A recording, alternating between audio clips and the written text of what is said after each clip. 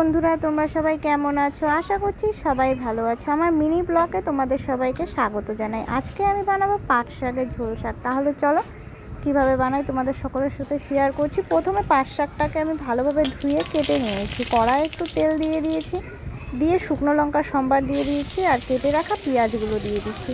দিয়ে দেওয়ার পর আমি একটু পরিমাণ মতো তাতে নুন দিয়ে দিব। নুন দিয়ে দেওয়ার পর সুন্দরভাবে সেটাকে আমি ভেজে নেব। পেঁয়াজ এবং শুকনো লঙ্কাটাকে ভেজে নেওয়ার পর আমি দিয়ে দিব আস্তে আস্তে করে পাট শাকগুলো, কেটে রাখা পাট শাকগুলো। পেঁয়াজগুলো একদম গোল্ডেন করে ভাজতে হবে।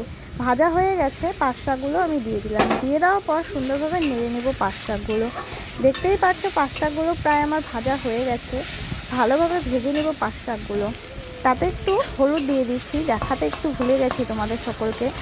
পাট শাকটা ভাজা হয়ে গেছে প্রায় একদমই। দেখো পাট শাকটা একদম নরম হয়ে গেছে ভাজতে ভাজতে।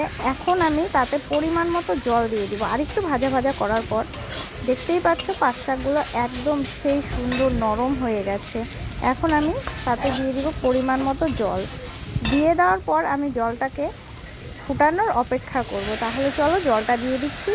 দেখতেই পাচ্ছ জলটা দিয়ে দিচ্ছি। দিয়ে দেওয়ার পর কীভাবে টকবক করছে কড়াইয়ে জলটা। এখন আমি জাল হয়ে যাওয়ার জন্য রেখে দিব কিছুক্ষণ সময়ের জন্য। এখন দেখো জলটা ফুটে গেছে। আমি এখন গ্যাসের আঁচটা হালকা কমিয়ে দিব। কমিয়ে দেওয়ার পর দেখো অনেকটা পাট শাকের ঝোল শাকটা দেখতে এরকম হয়েছে।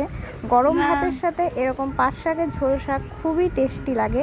তোমরা অবশ্যই বাড়িতে বানিয়ে ট্রাই করে খাবে বন্ধুরা। টাটা।